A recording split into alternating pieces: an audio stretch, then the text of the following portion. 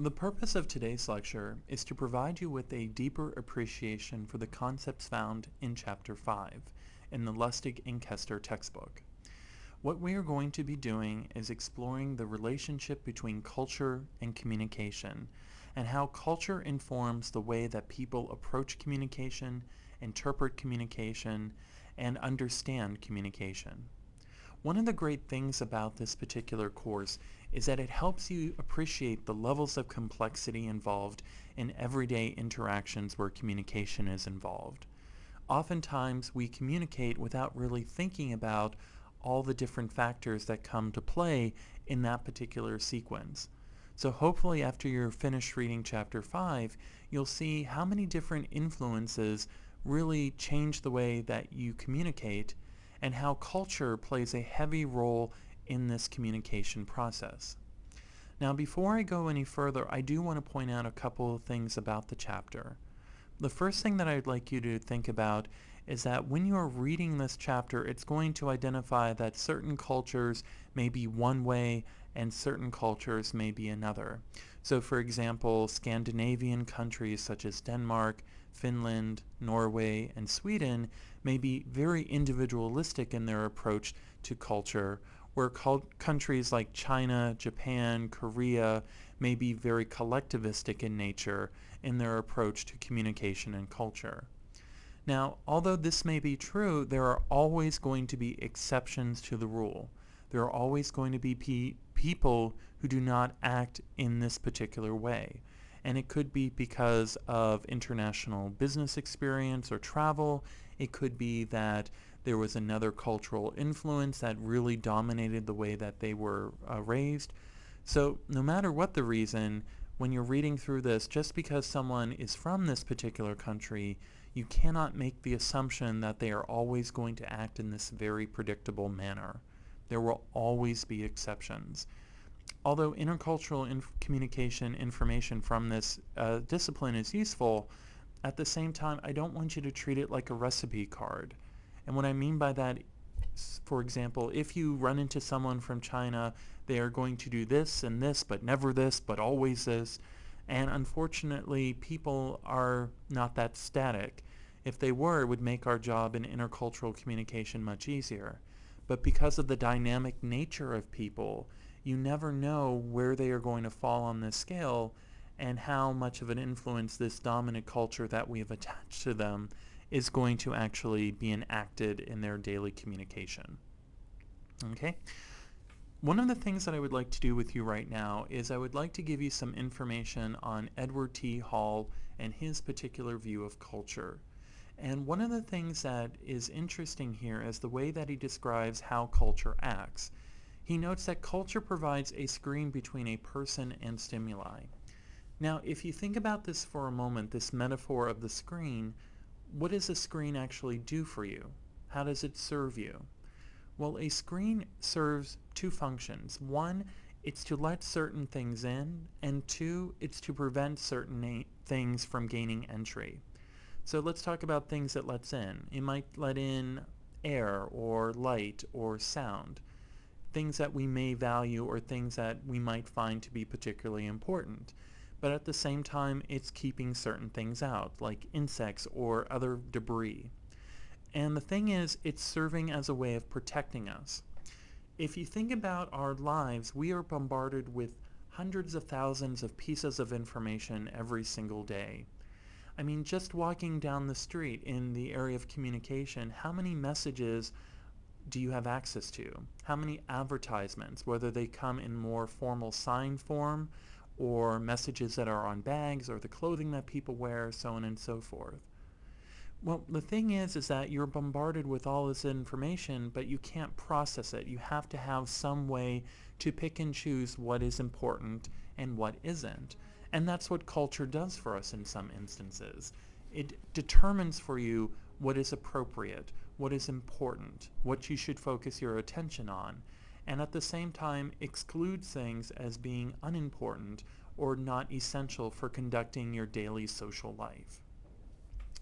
The second thing that culture does, it helps you indicate what is important or what should stand out or what should people notice, and also how to interpret that particular information. When you look at culture, again, thinking of this image or this idea of the screen, it's going to also hide certain things. Even though you can see through a screen, at the same time, it's not a perfect vision. There are some things that are going to be excluded, some things that are going to not be 100% clear or visible. But the stuff that you are able to see through the screen, culture is telling you how to see and handle those particular things. So for example, in a high context culture where everything is dependent upon, let's say, the situation in which the message is given, you may miss the respect that is granted to a person, let's say, who is older. For example, in Thai culture, one of the ways that you show respect to someone who is older is that you take their hand and you place it to your forehead as a sign of greeting. Now, again, culture has indicated that it is important to display respect for elderly people or older people in the Thai culture. And when you see this action, you can interpret it as the appropriate amount of respect being offered to another person. So again, culture plays a very important role in the way that we communicate and the meaning behind that communication. What you are looking at right now is a logo from a telecommunication company, and they did this advertisement in Northern Ireland that created a lot of controversy. Now, the advertisement simply was, "The future's bright, the future's orange." Now, if you are acculturated from a dominant US cultural perspective, this doesn't really say that much. It's kind of glib in nature, it's not really meaningful or purposeful. It may be memorable, but that's about it. And the company itself, I mean, they happen to be using a color as part of their name and identity. What do you think of when you think of orange?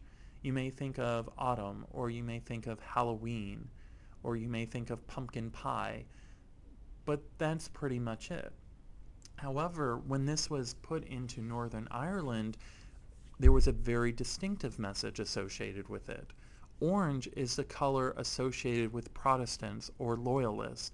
And within Northern Ireland for centuries, the Protestants and the Catholics and the loyalists and those wishing for complete independence from Great Britain have been engaged in conflict, some of it quite bloody. And the fact is, when you see this particular message, "The future's bright, the future's orange," the Irish Catholic population may have interpreted as, "The future is bright, the future is Protestant," or "the future is loyalist."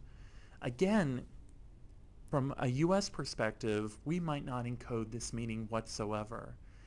But from a Catholic living in Northern Ireland, this message has a very distinctive meaning. It may indicate that this company supports the actions of the Protestants, and by that very mean or nature is working against them. Now, this is just one example where the culture has influenced the way that someone will look at a particular symbol, because again, it has created this discord within this particular community based upon the message. But the different taxonomies that we're going to be talking about in just a moment are doing the same thing. They are telling us the appropriate ways to act within particular situations. For example, when you're looking at the concept of power distance, how does that influence or affect the way that we communicate with people? Now, if you were to look up a definition as to what power is, you might find something like the degree to which one party controls resources valued by another party. So there are these resources out there that people value and want to accumulate or have more of, obviously. The thing is, though, resources don't necessarily have to be physical or monetary in nature, but they could be particular positions or status within society. That is another form of power. And in different cultures, they react differently to some of the sources of power that are available. When it comes to power distance, though, it's primarily interested in determining who is superior compared to other people within that particular group. Okay? So how do you know who's at the top of the hierarchy, in the middle, and at the bottom, and how does the communication change depending upon which particular group you're talking to, those within power or those without. Or if you are in a position that there is not a lot of power, how do you communicate appropriately with people who are higher up in the chain or in that hierarchy? Now, there are lots of different expressions of power, and when you're looking at this particular list, it's not just limited to these items here. The other thing I want you to keep in mind is that these are not separate entities. Oftentimes they work in concert with one another. So it's not just wealth that may influence the way that you act, but the gender and the age of an individual may also influence the way they are treated within this particular group. If you're ever conducting intercultural business or traveling overseas or even without having to cross a sea, you need to understand how a different culture is going to regard these things, because it may influence the way that your messages are perceived and received by them. So for example, let's just look at dominant U.S. culture for a moment. If you are a person of wealth, how are you treated? In what ways are you treated differently? Are you treated better? Are you treated worse? And how does that treatment come about? One of the examples that I can think of is if you go to a nightclub or a restaurant or a bar, there may be certain sections that only certain people have access to. And one of the things that may determine that access is wealth or even celebrity.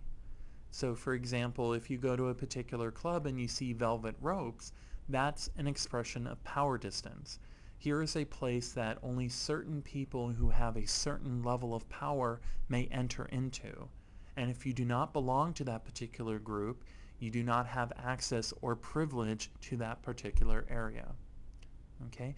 But think about it for a moment. How are the wealthy treated here? What are some of the different privileges that they have, and how is that privilege communicated?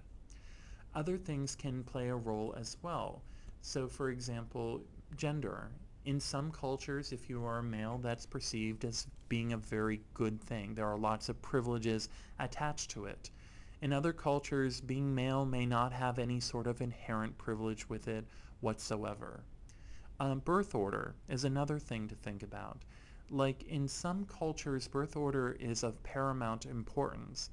A lot of times how property is going to be distributed is dependent upon where you are born into a particular family. Usually older members gaining a lot more privilege and access to the resources compared to younger members. Personal achievements, family background, education, occupation, all of these things give you a certain status within a particular community. And based on that status, people may approach you differently, or they may approach you in a way that's very similar to someone of their status. It just depends. Now again, I mentioned this previously, but I do not want you to treat this information like a recipe card for other cultures. So for example, when I identify that nations high in power distance are of the Arab nations or the Arab communities, Guatemala, Malaysia, or the Philippines, there are always going to be exceptions to that. You don't know all the cultural influences that person has experienced. So keep this in mind. Although this may be helpful when you are negotiating or interacting with people from other cultures, it may not be absolute information. In other words, people may not always act in the way that the book or research indicates. On the other hand, you have nations that are low in power distance or who do not like to have starch or staunch separations between people. Some of these countries include Austria, Denmark, Israel, and New Zealand. Not that they don't recognize the difference in power between people, but it's not something that is overly important to them, or they don't want to encourage the separation. They want to try and dismantle it as much as they possibly can. So we've got this concept of power distance, and I've identified high and low, but let's see how that enacts a little bit. So for example, dealing with high power distant countries or cultures, there are certain things that you need to keep in mind. The first item is that power and authority are facts of life. It is a very natural part of the social world. You will have people who are higher up in this hierarchy. you'll have people who exist in the middle space, and then you'll have people who are at the bottom. And it's just normal. There's nothing really bad or inherently bad about this particular thing. The second thing to keep in mind is that people are not always considered to be equal. You have some people who have a higher status compared to others, and this is not a bad thing, it's just what it is. Another thing to keep in mind is that everybody has a rightful place within this particular culture and hierarchy. So again, the hierarchy implies that there are some people who are going to benefit, others who are not, but wherever they are, there is a function or a need for them. So for example, if you think about, let's say in India with the caste system, you have this separation of people based in part about the function that they perform in that particular culture or society. So for example, at the top of that particular list, you may have the Brahmins, who are the intellectuals and dedicate most of their time to scholarship and academics and learning. And then you'll have groups of people in lower castes who may serve other functions. Like you may have a lower caste whose job it is to deal with the dead, which is considered not exactly a desirable position. So they're very low on the hierarchy. Okay? But everyone has a function to perform within that culture. Okay? And then when you look at social hierarchy that's prevalent in high-power distant nations, you're going to see certain characteristics or traits crop up. For example, children will obey parents without any sort of question. Now, depending upon what your cultural upbringing is, think about, let's say, a situation where you wanted to negotiate something with your parents, where, let's say, you wanted to move your curfew back from 11 to 1 o'clock. Could you imagine disagreeing with them or engaging your parents in a discussion or a debate? Well, if you can, you are from a low power distance culture. If this is not a possibility, once your parents make a mandate and that's it, no discussion, nothing, then you fall into this high power distance area. Another thing to think about is languages often reflect these cultural values. So for example, in Chinese, Korean, and Hindi languages, you will have separate terms for words like older brother and oldest brother or oldest son. In US culture, for example, it's not like we do not have this concept. But if you think about the word brother, we need adjectives in order to describe the position, like the middle brother or youngest brother. But in these language systems, they have a very specific word or one noun to encapsulate this particular concept, because being the oldest brother has certain privileges. Now, even outside of this particular or these particular cultures, you still may see the privilege of being the oldest.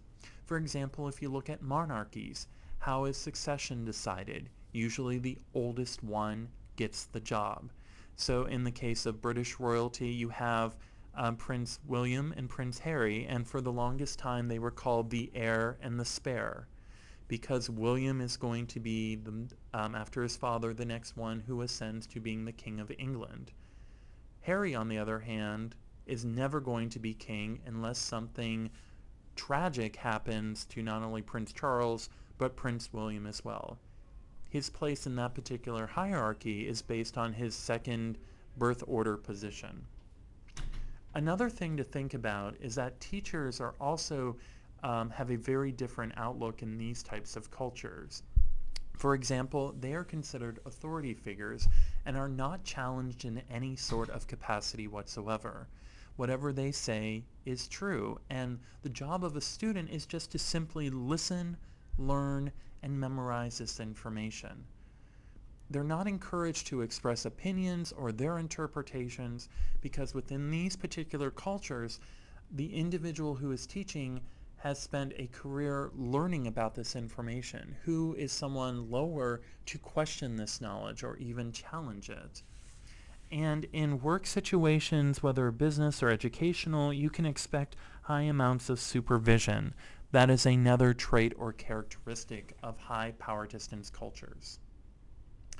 On the other hand, you have low power distance cultures on this continuum. And let me just do a brief tangent with you. Depending upon which culture you identify or which culture you were raised, you can be on one end of the spectrum or the other, or anywhere in between. It's not like a yes-no dichotomy, but there are multiple shades that you can participate in. So you could be very close between high power distance and low power distance, or you may favor one end over the other. So I don't want to make it sound like this is a yes or no, right, wrong kind of feeling, but you can exist anywhere on this continuum, have very strong low power distance or medium low power distance, so on and so forth. Okay? So when talking about low power distance, it's important to note that inequality in society should be minimized, that it doesn't serve any useful or practical purpose to have these huge separations based on titles or education or wealth from one person to another.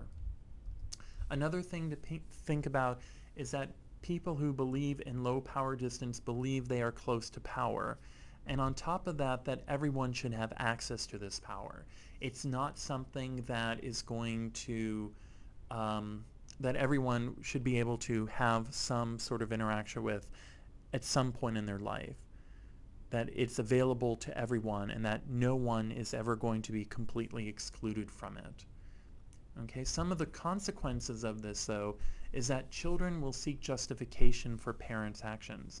So if you were the type of child who would question their parents or yell at them, saying, why 11 o'clock? 1 o'clock is much better. All my friends are doing it, or whatever persuasive strategy you became involved in, then you are most likely part of this low power distance part of the continuum. In addition to that, you are also encouraged to ask questions in classroom settings or solve problems creatively in the educational or workplace settings. Think about how many times you've been encouraged to think outside of the box. If you've ever been told, think outside the box, don't take what's accepted to you, look for, new ways of doing things, then this is a low power distance culture. You don't have an authority telling you here is the appropriate way to approach something, and all other ways, in a sense, are inferior. And they may not come right out and say it, but again, it's one of those things you understand. You don't really need to be taught it through words, but through observation. This is where we pick up a lot of these cultural habits. And then finally, supervision is relatively low. You don't have people constantly looking over your shoulder trying to determine if you're following the prescribed set way of doing things, and if you are not following them exactly, that their job would be to correct you. You may not have any supervision at all, which is totally fine. Now, I'd like to go back just for a quick moment when I showed you all of those different powers that were available, whether it was wealth, education, occupation. There are different ways that people can gain power, and the two dominant ways are ascription and achievement. Now, in ascription, basically what this is looking at is the idea that something is given to you, and you don't have to do anything special in order to achieve it. So when I was talking to you a little bit ago about Prince William ascending to the throne as king because he's second in line in the succession, he didn't really have to do anything to get that position except be born as the first male heir to Prince Charles and Princess Diana. He didn't have to take a test. He didn't have to pass any sort of rites of manhood or anything like that. He just is going to be the prince based on his birth order. Okay, and there are other things that people are just given, like for wealth, for example. Although you can earn it, you can equally, or not equally, but you have a chance to be born into it. And if you happen to be born into a wealthy family, you are wealthy by association. Again, nothing really was earned on your part, but you enjoy the privileges associated with those powers. On the other side of things, there's also achievement, and that's when one's position in society is determined by one's efforts. So this idea that anyone can achieve anything they want if they work hard enough at it, or if they become educated enough. Take, for example, Oprah Winfrey. She had very humble beginnings, but through her hard work was able to become one of the most successful women in our country. You know, if you've ever heard about the Oprah effect, you can see the power that she has in shaping the way that people look at particular products or services. But again, started from very humble beginnings, but through hard work and dedication was able to move up. In some cultures, you're not able to really move in your particular social position. Wherever you are born or your particular family has kind of preordained where you're going to be. But in some cultures, you have flexibility, not only to move up, but also to move down in that particular social apparatus. When it comes to power distance, though, there are other things to think about as well. One is this idea of the egalitarian society, where every person is perceived to be of the same worth and just as valuable as anyone else in the system. In this particular class, even though I've not met most of you face to face, you might have an indication of where I fall on this continuum. For example, when I sign emails, I don't sign them with my title or have any extra information that proves my status in the class. I simply just use my name, Matt or Matthew, for most of my correspondence with you.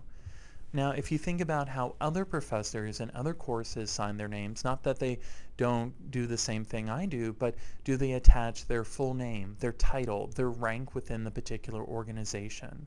Are they an assistant professor, an associate professor? Do they have different titles? Now, the reason that I do this where I come from in Northeast Ohio, not that we don't have an appreciation of hierarchy, but it's exceptionally blue collar in nature, and there isn't a real separation of people. Everyone seems to have the same types of jobs. Families in the area, again, really treat each other much more informally compared to, let's say, other parts of the country. So even in my position, I prefer that you call me by that. Now, some of you, depending upon your acculturation, may not be very comfortable with that whatsoever. You may view it as a sign of disrespect. For example, when I have students from China, occasionally, they're not comfortable referring to the instructor by their first name. They prefer a title, either doctor or professor, because they need to show that person the appropriate amount of respect.